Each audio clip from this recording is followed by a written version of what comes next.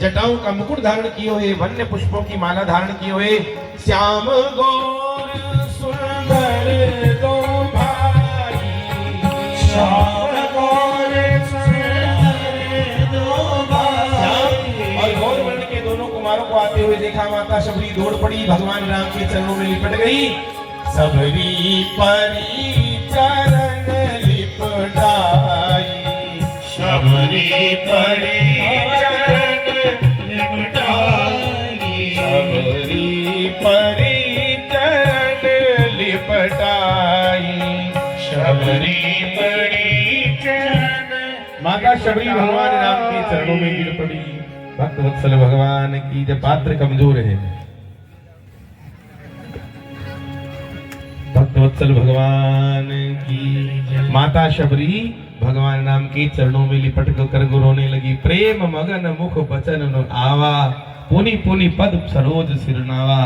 बार बार माता शबरी भगवान राम के चरणों में लिपटती है, इतनी अनासक्त है। सोचिए, माता शबरी के आश्रम में एक पात्र तक नहीं है, एक पात्र भी नहीं है जिसमें राम जी के चरणों को धो सके। एक पात्र, कितनी अनासक्त है माता शबरी। तो क्या किया, रोते रोते माता शबरी ने अपने दोनों हाथों की अंजलि बनाई, रघुनाथ जी के चरणों में लगाई और अपने मस्तक को भगवान राम के चरण कमलों में टिका दिया। इतने आंसू गिरे माता शबरी के आंसू से, आंखों से, कि प्रेमाश्रुओं से भगवान राम के चरणों को माता शबरी ने धो डाला।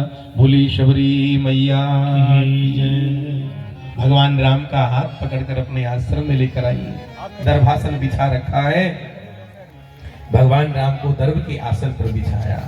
कंद मूल फल सुअत अति, दिए राम कहु आनी, प्रेम सहित प्रभु खाए, बारंबार बखानी। माता शबरी, क्या बात है, चक चक कर भगवान राम को फल दे रही हैं, बेर के फल दे रही हैं। और राम जी भी बड़े अनुरागित, राम जी को दिखाई नहीं रहा है कि झूठे हैं।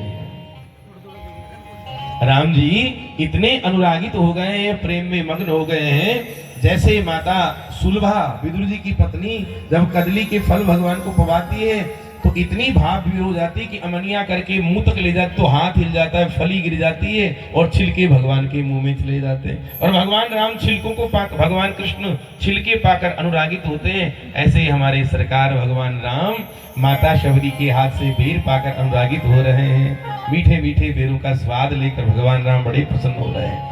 लक्ष्मण जी को भी दे रहे हैं, लक्ष्मण जी पर थोड़ा सा संकोच कर रहे हैं, चुपचाप चुपके साइड में अलग डाल रहे हैं।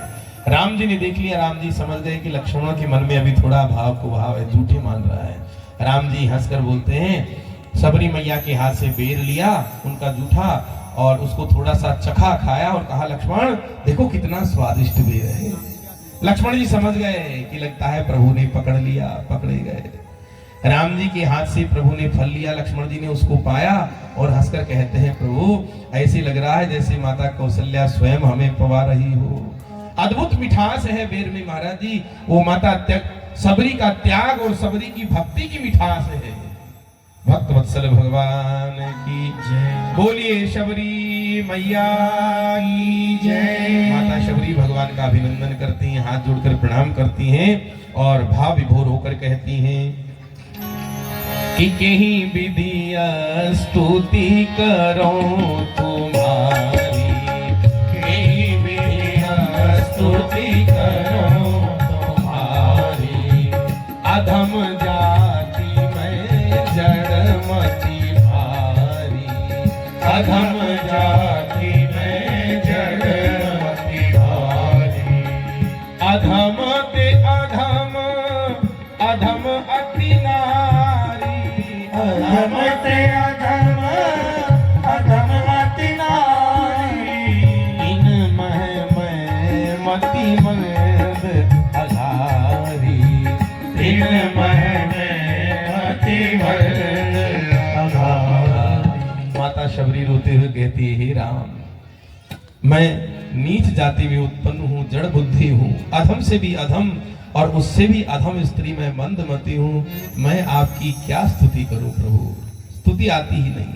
भगवान राम कहते हैं हंसकर, शबरी तुम तो अनपढ़ हो, तुम्हें स्तुति नहीं आती, पर हम तो गुरुदेव भगवान वशिष्ठ से पढ़े लिखे हैं, हमें तो स्तुति आती है, हाँ? हम आपकी स्तुति करते हैं। हे शबरी, तुम अपने आप को अधम मानती हो, निम्न मानती हो, पर हमारे यहाँ तो कोई जाति पाति नहीं है, कोई भेदभाव नहीं, कुल धर्म बढ़ाई नहीं है। हम तो केवल और केवल रघुनाथ जी कहते हैं कि कह रघुपति सुनो भामिनी बाता। राम जी देखिए क्या अभिनंदन करते हैं, हे भामिनी, हे भामिनी मेरी बात सुनो। मानहु एक भगति करनाता। हे भामिनी, हमारे यहाँ तो केवल भक्ति का और प्रेम का नाता चलता है, हम तो इसके अलावा किसी जाति को मानते ही नहीं। मैं तुम्हारी स्तुति करता हूँ। भगवान राम कहते हैं कि नवधा भगत